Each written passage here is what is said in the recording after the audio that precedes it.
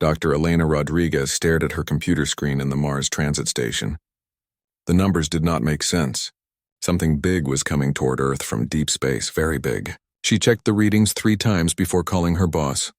"Commander Jake Sullivan here," came the voice through her communicator. "Jake, you need to see this right now," Elena said. Her voice was shaking a little. "Something is heading our way from outside the solar system." Jake arrived at Elena's lab in 10 minutes. He looked at the screen and his face went pale. The energy readings showed hundreds of objects moving faster than anything humans had ever built. They were still far away but getting closer every hour. "Are you sure these readings are correct?" Jake asked. "I checked them 5 times. These are not asteroids or comets. These things are giving off energy like spaceships." "Lots of spaceships." Jake grabbed his phone and called Admiral Lisa Carter on Earth. She was the head of all human space defense forces. The call connected after a few seconds. Admiral Carter speaking. "Ma'am, this is Commander Sullivan on Mars. We have a big problem. Dr. Rodriguez has detected what looks like an alien fleet heading toward Earth." There was silence for a long moment. Then Admiral Carter spoke very slowly. "How many ships are we talking about?" Elena leaned toward the phone. "From what I can see, at least 2,000 ships. Maybe more. They will reach Earth in 3 days. Admiral Carter was quiet again. Then she said, "I am calling an emergency meeting of the Solar Defense Council in 2 hours. Send me all your data right now." After the call ended, Jake sat down heavily in a chair. Elena kept working on her computer, trying to learn more about the approaching fleet. The ships were huge, much bigger than anything humans had ever built. Their technology looked hundreds of years ahead of human science. On Earth, Admiral Carter walked into the emergency meeting room. All the top military leaders and scientists were there. She put Elena's data on the big screen for everyone to see. "Ladies and gentlemen, we are about to face our first contact with aliens, and they do not seem friendly." Captain Ryan Mitchell, who commanded the orbital defense platform New Geneva, studied the numbers carefully. He had been in the military for 20 years and had never seen anything like this. "Admiral, these ships are massive. Our weapons might not even scratch them." "I know, Ryan, but we have to try. This is our home. We cannot just give up." While the meeting continued on Earth, Elena kept watching the alien fleet. Something was strange about how they moved. All the ships stayed in perfect formation. They never changed course or speed. It was like they were following a plan that could never be changed. 24 hours later, the first alien message reached Earth. It came as a video signal that appeared on every screen in the solar system. The alien who spoke looked like a tall lizard with 4 arms. Its voice was cold and emotionless. "I am Commander Zeth of the Kethvar Empire. Your species will surrender within 72 hours. If you do not surrender, we will destroy all life on your worlds. You cannot fight us. We have conquered 12 star systems. Your technology is primitive. Your resistance is pointless." The message ended. Admiral Carter looked around the room at her officers. Some looked scared. Others looked angry. But nobody looked ready to give up. "Well, that was rude," said Captain Ryan Mitchell. "Do they really think we will just roll over and die?" Admiral Carter stood up. "Not a chance. We might be primitive by their standards, but we are human. We do not surrender our home without a fight." Elena called Jake again from Mars. "I have been studying their ships more closely. They all use the same design. Same weapons, same engines, same everything. It is like they built them all from the same blueprint." "What does that mean?" Jake asked. "It means they do not change their plans. Ever. They probably fight the same way every time. If we can figure out their pattern, maybe we can use it against them." Jake smiled for the first time in 2 days. "Elena, you might have just given us a chance." On the orbital platform New Geneva, Captain Ryan Mitchell was looking at the alien fleet through his best telescopes. Elena was right. Every ship looked exactly the same. They moved in the same patterns. Even their weapon systems looked identical. Ryan had fought in many battles during the asteroid mining wars. He knew that human military tactics were different. Human commanders made quick decisions. They changed plans when things went wrong. They adapted to new situations. These aliens did not seem to do any of that. Ryan called Admiral Carter. "Ma'am, I think our enemy has a weakness. They are too organized, too perfect. They probably expect us to fight like other aliens they have conquered. But we do not fight like anyone else." "What do you mean, Ryan?" "Humans are messy fighters. We improvise. We make stuff up as we go. If these aliens always use the same tactics, they will not know how to handle human unpredictability. Admiral Carter thought about this. You might be onto something. Keep studying them. We need every advantage we can get. The next morning, Elena made another discovery on Mars. She had been listening to alien communications.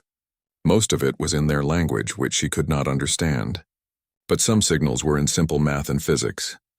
Jake, I think some of the aliens are trying to talk to us. Not their military leaders. They're scientists. What are they saying? It is hard to tell, but I think they are warning us. Some of them do not want to destroy Earth, they want to study us instead. This was interesting news. It meant the aliens were not all the same. Some of them might be reasonable. Some of them might even help humans if given the chance. With less than 48 hours until the deadline, Admiral Carter made a decision. She would not surrender, but she would also not fight the way the aliens expected. She would fight like a human. The Kethvar fleet continued toward Earth. Their commander was confident.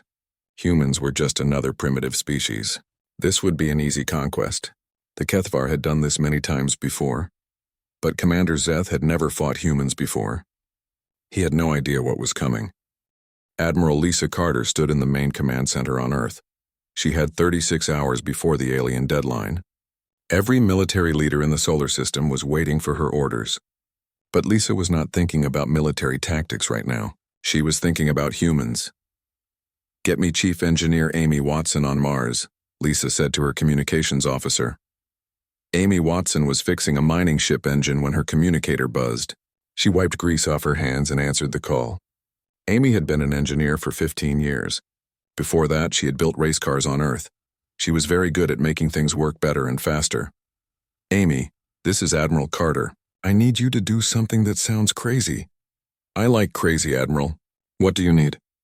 "Can you turn mining ships into weapons?" Amy was quiet for a moment.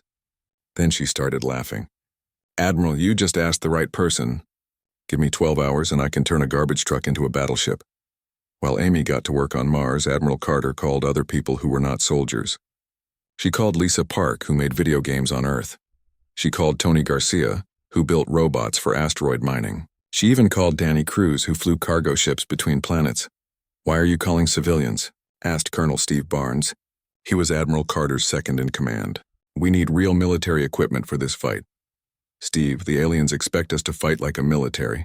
But what if we do not fight like a military at all? What if we fight like humans?" Back on Mars, Amy Watson was having the time of her life. She had 6 mining ships and a team of 20 engineers. They were taking apart everything and putting it back together in new ways. "Boss, this mining laser is designed to cut through asteroids," said one of her engineers. "If we focus the beam and add more power, it could cut through alien armor." "Do it," Amy said. "What else do we have?" "The cargo bay doors are really strong. We could mount missile launchers behind them. The aliens would think we are just cargo ships until we open fire." Amy smiled. "I love it. Keep going."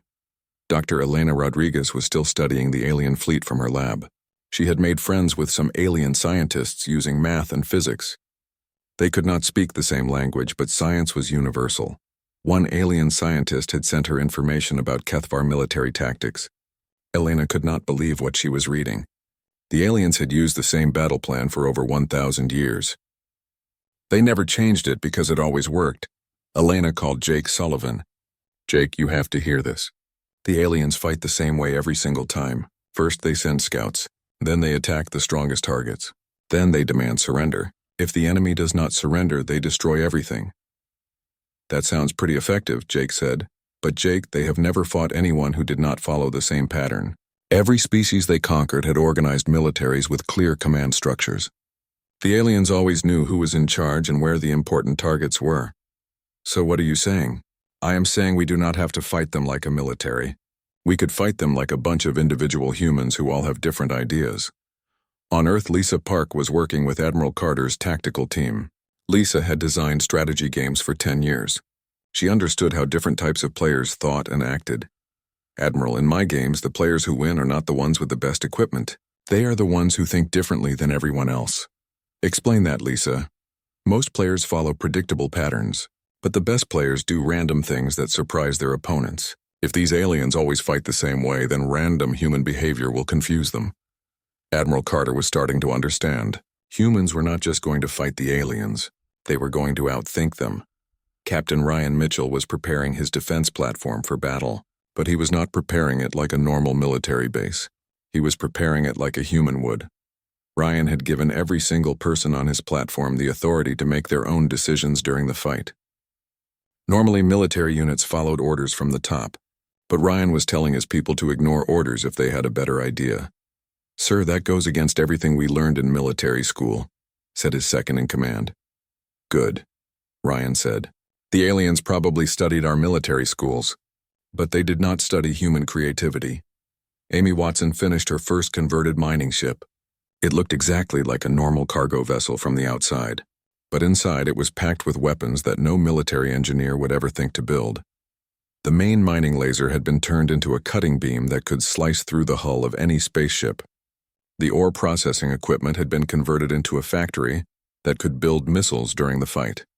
Even the life support systems had been modified to work as electromagnetic pulse weapons.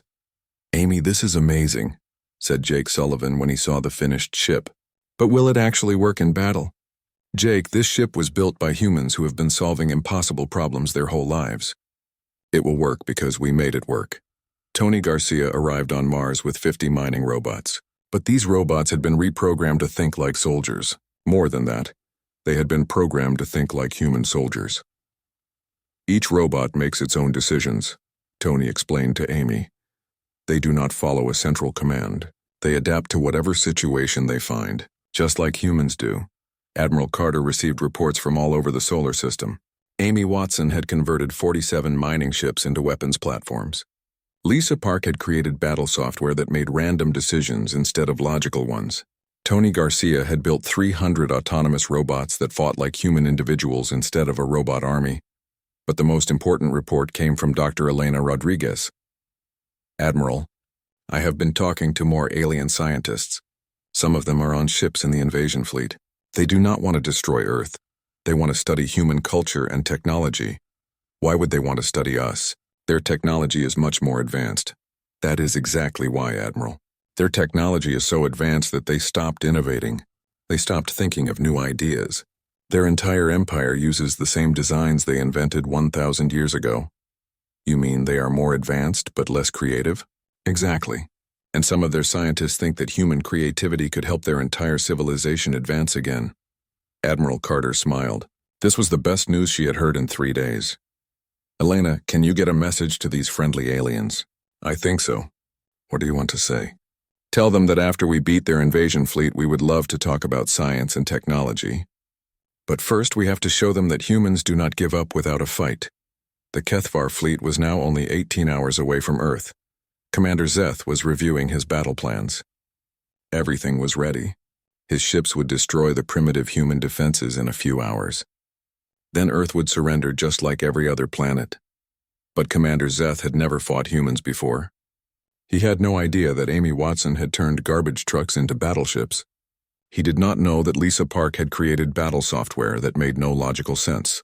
He could not imagine that Admiral Carter had given every human the freedom to fight their own way. The Kethvar Empire was about to learn what happened when you fought a species that never stopped thinking of new ideas. Admiral Lisa Carter looked at the tactical display showing the entire solar system. Red dots represented the approaching Kethvar fleet. Blue dots showed human ships and stations. In 12 hours, those red and blue dots would meet in battle, but Lisa was not worried about the battle anymore. She was excited about the trap. "Status report from all stations," Lisa ordered. Captain Ryan Mitchell reported first from the orbital platform New Geneva. "Admiral, we have modified our defense platforms to look like standard military installations. The aliens will expect us to fight from fixed positions. They have no idea that every platform can detach and move independently." Amy Watson spoke next from Mars. "Admiral, we have 67 converted ships ready for battle. They all look like civilian vessels, mining ships, cargo haulers, passenger transports. The aliens will ignore them until it is too late." Danny Cruz was piloting a converted ore hauler called the Lucky Strike. He had volunteered to lead the civilian fleet even though he had never been in the military. Danny had been flying cargo ships for 8 years. He knew how to make his ship do things it was never designed to do. "Admiral, the civilian fleet is ready. We have ships hidden all over the solar system. behind asteroids near the moons of Jupiter, even inside the rings of Saturn. The aliens think they are coming to fight Earth's military. They do not know they are flying into a solar system full of angry humans. Kate Johnson was another civilian pilot. She had been mining asteroids for 10 years. Her ship, the Iron Lady, looked like a broken-down old cargo vessel. But Amy Watson had packed it with enough weapons to destroy a battleship. "Admiral, I am positioned near Mars. My ship looks so beat up that the aliens will probably ignore me completely. That will be their first mistake." Dr. Elena Rodriguez had been working with alien scientists for the past day. She had learned more about Kethvar tactics and technology. The news was both good and bad. "Admiral, I have important information about the enemy fleet. The good news is that their ships are not as strong as we thought. Their armor is designed to stop energy weapons, but it is weak against physical projectiles. The bad news is that they have more ships than we first counted. Over 3,000 vessels." Lisa Park had finished her battle coordination software. It was unlike any military system ever created. Instead of giving logical orders, it gave random suggestions. Instead of following a plan, it encouraged chaos. "Admiral, the system is ready. Every human ship will receive different tactical advice. Some will be told to attack. Others will be told to run away. Some will be told to do things that make no sense at all. The aliens will not be able to predict what we do because we will not know what we are doing until we do it." Colonel Steve Barnes was still not comfortable with this strategy. "Admiral, this is not how militaries are supposed to fight. We have no central command, no coordinated battle plan, no way to control what our ships do." "Exactly," Lisa said. "Steve, the aliens have conquered 12 star systems by fighting organized militaries. They know how to defeat coordinated attacks and structured defenses, but they have never fought 3,000 individual humans who all have different ideas about how to win." Tony Garcia reported from his robot control center. "Admiral, I have deployed 400 autonomous robots throughout the inner solar system. Each robot is programmed to act like a different type of human personality. Some are aggressive, some are cautious, some are completely unpredictable. The aliens will think they are fighting 400 different species." General Mike Thompson was coordinating the defense of Earth itself. He had been in the military for 30 years and had never been asked to do anything like this.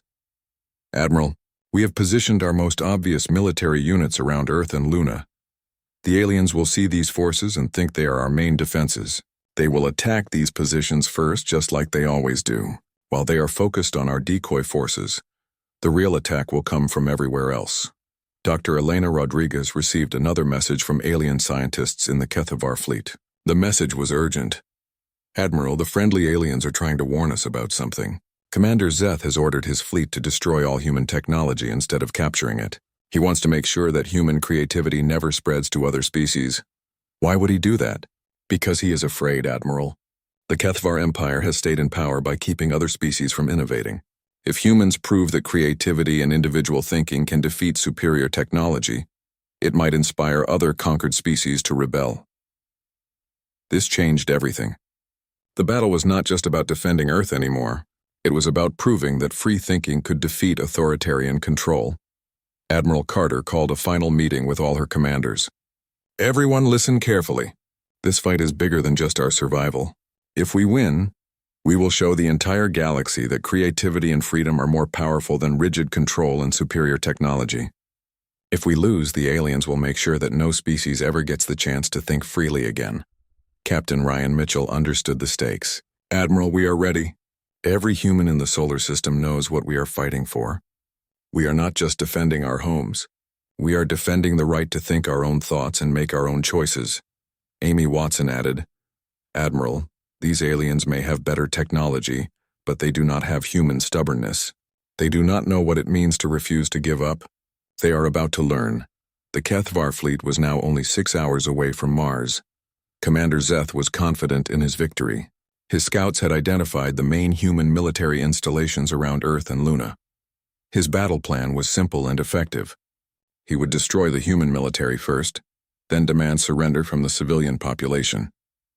But Commander Zeth had made a critical error. He thought humans would fight like every other species the Kethvar had conquered. He expected organized resistance from military targets. He planned to face coordinated defenses and predictable tactics. Commander Zeth had no idea that he was flying into a trap set by a species that specialized in improvisation. He did not know that every mining ship, cargo hauler, and passenger transport in the solar system had been turned into a weapon.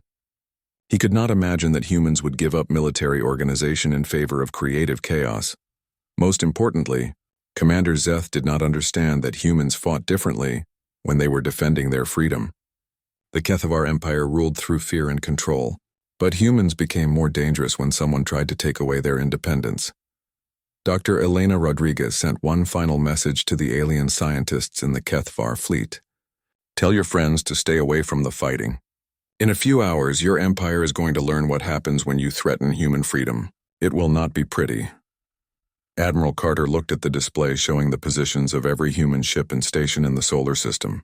Thousands of blue dots were scattered everywhere. Some were hidden behind asteroids. Others were disguised as space debris. Many were positioned where no logical military commander would ever put them. It was beautiful chaos. It was perfectly human. All stations, this is Admiral Carter. In 5 hours, we will show the galaxy what humanity is made of. Remember, we are not just fighting for Earth. We are fighting for the right of every intelligent species to think freely and choose their own destiny. Make us proud, the trap was set. The Kethavar fleet was walking into a solar system that had been turned into a weapon by human creativity and determination. Commander Zeth thought he was conquering a primitive planet. Instead, he was about to face 3 billion humans who refused to be conquered. The Kethavar fleet arrived at Mars exactly on schedule. Commander Zeth felt satisfied as he looked at his tactical display. The human defenses were exactly where his computers had predicted they would be. Military installations around Earth and Luna. A few scattered ships that pose no real threat. This would be another easy conquest. Begin standard attack formation, Commander Zeth ordered. Destroy the military targets first. The civilians will surrender quickly once they see their protectors are gone. The alien fleet moved toward Earth in perfect formation. Every ship knew exactly where to go and what to do. They had followed the same battle plan for over 1,000 years. It had never failed. Admiral Lisa Carter watched the alien fleet from her command center on Earth. Everything was going according to plan. The aliens were ignoring all the civilian ships scattered throughout the solar system. They were focusing on the obvious military targets just like humans had hoped they would. All stations stand by, Lisa ordered. Let them get closer. We want them deep in the trap before we spring it. Captain Ryan Mitchell was ready on the orbital platform New Geneva. His platform looked like a standard military installation, but it had been heavily modified. Hidden engines would let it move and fight like a starship. Secret weapons were concealed behind fake hull panels. New Geneva ready for combat, Ryan reported. The aliens are treating us like a stationary target. They have no idea what is coming.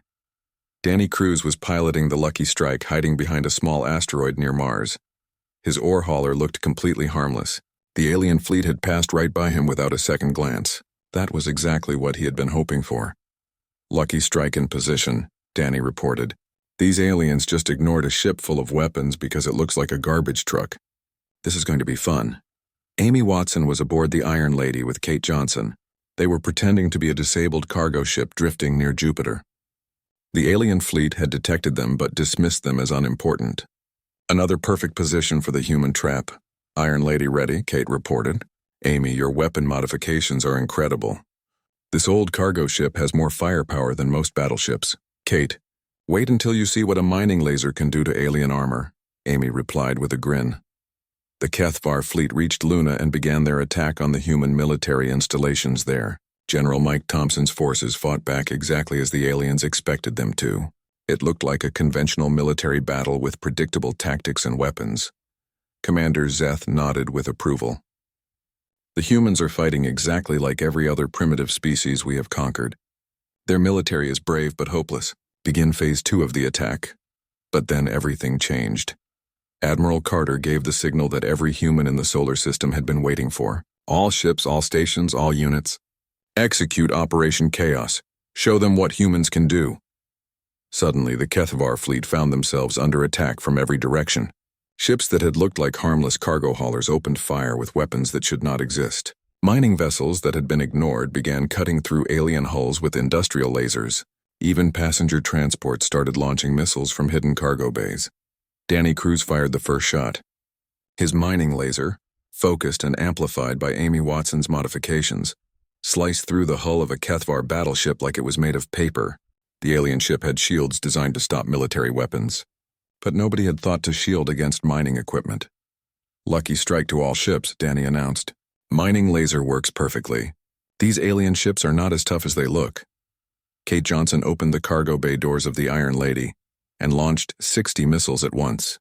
The aliens had detected her ship but had not bothered to scan it carefully. They were completely surprised when a broken-down cargo hauler unleashed more firepower than an entire military squadron. "Iron Lady to fleet," Kate reported. "Direct hit on alien command ship. Their armor cannot stop our missiles." Captain Ryan Mitchell activated the hidden engines on New Geneva. The orbital platform, which the aliens thought was a stationary target, suddenly began moving like a warship.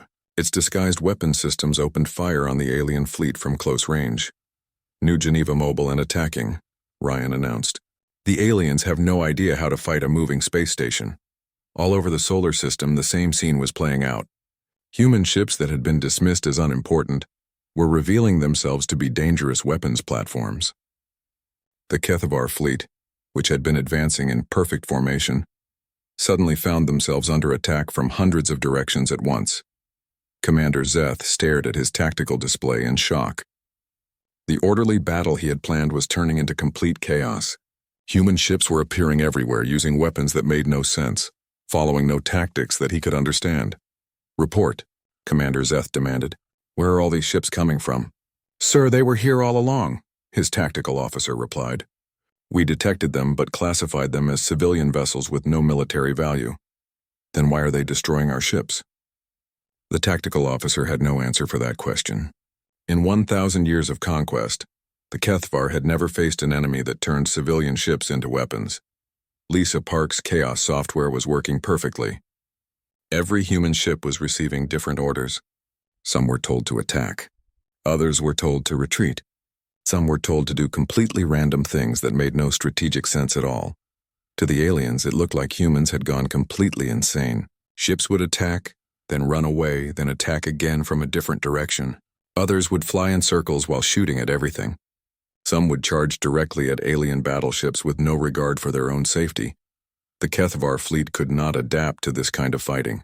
Their tactics were based on predicting enemy behavior. But human behavior had become completely unpredictable. Tony Garcia's robots joined the battle. 400 autonomous units, each programmed with a different human personality, swarmed the alien fleet. Some robots fought like cautious scientists. Others attacked like angry miners. Some acted like playful children who thought the battle was a game. The aliens had never seen anything like it. They were being attacked by machines that acted like living beings with individual personalities. Dr. Elena Rodriguez was coordinating with the friendly alien scientists in the Kethvar fleet. They were sending her real-time information about alien ship vulnerabilities and command structures. "Admiral, the friendly aliens are helping us," Elena reported.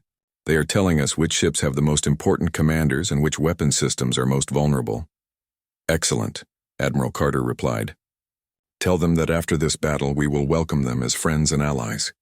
The battle raged for 6 hours. The Kethvar fleet, which had expected to crush human resistance in 30 minutes, found themselves fighting for their lives against an enemy they could not understand or predict. Human creativity was proving more powerful than alien technology. Mining lasers cut through advanced armor. Cargo bay doors became missile launchers. Passenger ships turned into fighter squadrons. Even the life support systems on human ships had been converted into weapons. Amy Watson's masterpiece was the conversion of a garbage collection ship into a battleship. The vessel looked completely harmless, but it was packed with every experimental weapon she could think of. When it opened fire, it disabled 3 alien cruisers in under 2 minutes. "Amy, how did you fit all those weapons into a garbage truck?" Jake Sullivan asked over the radio. "Jake, when you have been fixing broken mining equipment for 15 years, you learn how to make anything work," Amy replied while reloading her improvised missile launchers. By the end of the 6th hour, the mighty Kethvar invasion fleet was in full retreat. Half their ships had been destroyed or disabled. The rest were fleeing as fast as they could travel. Commander Zeth's flagship was badly damaged. His perfect battle plan had been shattered by an enemy that refused to fight according to any logical rules. "Retreat," Commander Zeth ordered. "All ships retreat immediately." Admiral Carter watched the alien fleet running away and smiled. Humanity had won its first interstellar war. But more importantly, they had proven that freedom and creativity could defeat even the most advanced tyranny. All ships cease fire, Admiral Carter ordered. Let them go. They have learned their lesson. The solar system was safe. The HFY Empire had been defeated by garbage trucks, mining ships, and human stubbornness. It was the most unlikely military victory in the history of the galaxy. Admiral Lisa Carter stood in her command center, watching the last of the HFY ships disappear into deep space. The greatest invasion fleet in galactic history had been defeated by humans using mining equipment and garbage trucks. She almost could not believe it had worked. Damage report from all stations, Lisa ordered. The reports came in quickly. Human losses had been surprisingly light. 12 ships destroyed, 38 damaged but repairable. Against an enemy with vastly superior technology, humanity had won an almost perfect victory. Captain Ryan Mitchell reported from New Geneva. Admiral, we captured 2 alien ships that were too damaged to retreat. The crews are asking to surrender. What should we do with them? Treat them well, Ryan. Some of these aliens helped us during the battle. We need to show them that humans can be generous in victory. Dr. Elena Rodriguez was already working on the most important task of all. She was establishing formal communication with the HFY scientists who had secretly helped humanity during the battle. Admiral, I am receiving a message from the alien fleet, Elena announced. It is not from Commander Zeth, it is from a scientist named Dr. Vixtar.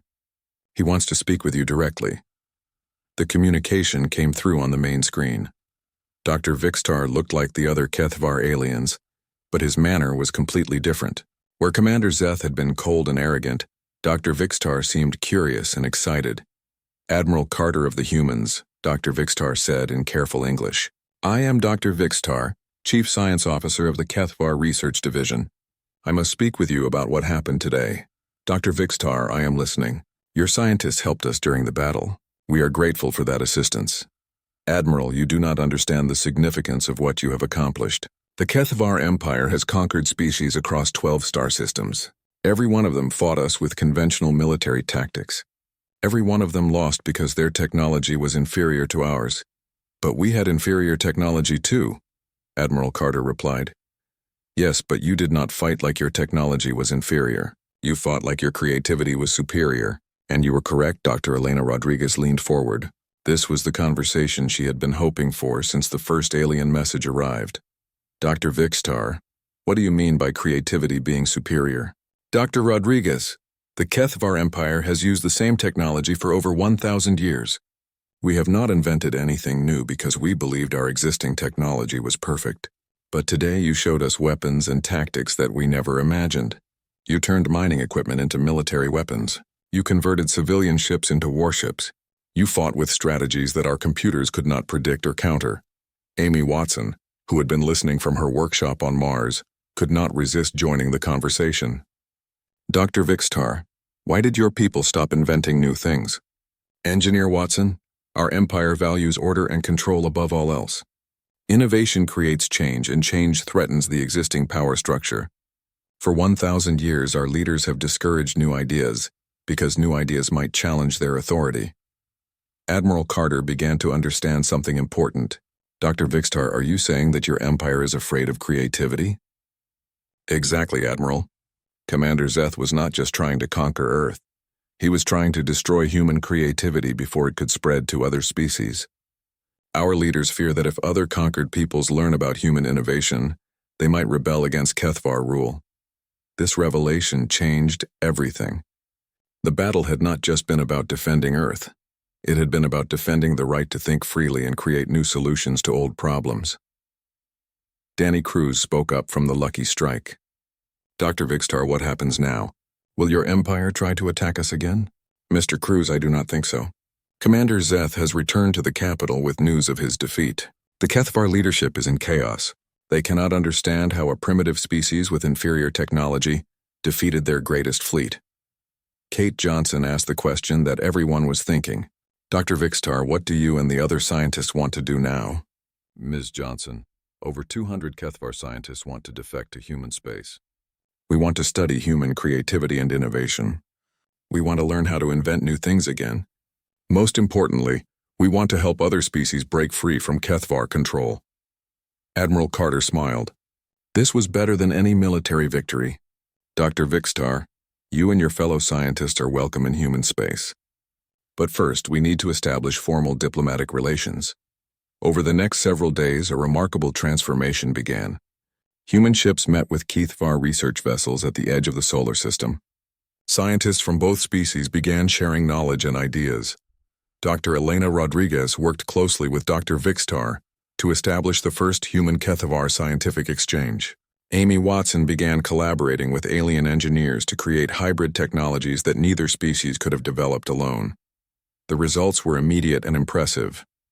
HFY energy systems combined with human creativity produced faster-than-light drives that were 50% more efficient than anything either species had built before. Human improvisation techniques allowed alien scientists to solve problems that had puzzled them for centuries. But the most important development was political. Dr. Vicstar shared information about other species that had been conquered by the HFY Empire. Many of these species had originally been creative and innovative, but had been forced to abandon their independent thinking. Admiral Carter, Dr. Vicstar explained, there are hundreds of intelligent species under HFY control. They have been told for so long that resistance is hopeless that they have stopped trying to free themselves. But if they learn about humanity's victory, they might find the courage to fight for their independence. General Mike Thompson, who had been coordinating Earth's defenses, understood the implications immediately. Admiral, we could start a galactic revolution, not through military conquest, but by showing other species that creativity and freedom can defeat authoritarian control. Ambassador Kevin Brooks was appointed as humanity's first interstellar diplomat. His job was to establish peaceful contact with other species and share the story of humanity's victory over the HFY Empire.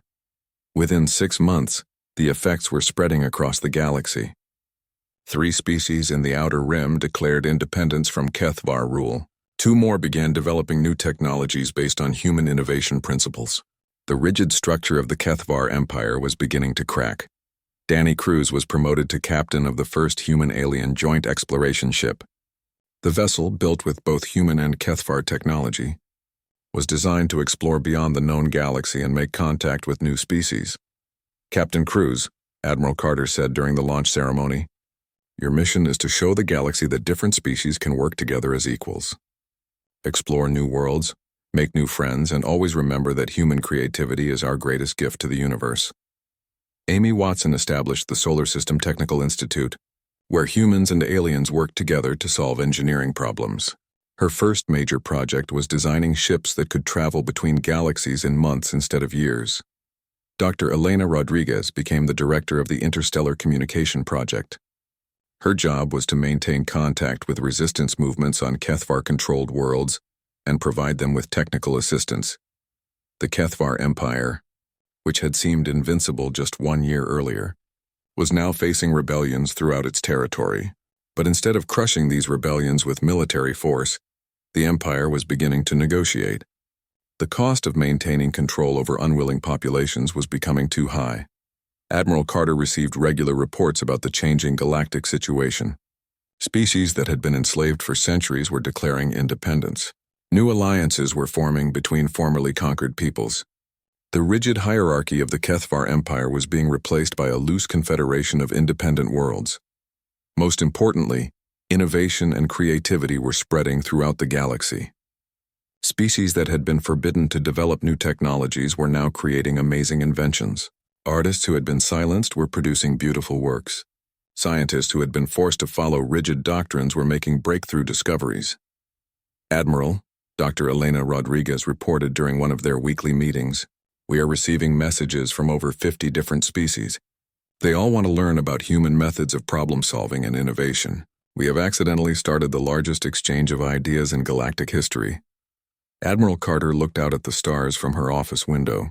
A year ago, humanity had been alone in the universe, unaware that other intelligent life existed. Now, Earth was becoming the center of a growing alliance of free-thinking species. Elena, I think we did more than defend our planet. I think we changed the galaxy. The story of humanity's victory spread far beyond the HFY Empire. Other galactic powers heard about the species that had defeated superior technology through creativity and determination. Some were curious. Others were worried. All of them wanted to meet these remarkable humans. But humanity was no longer the primitive species that had faced the Kethvar invasion.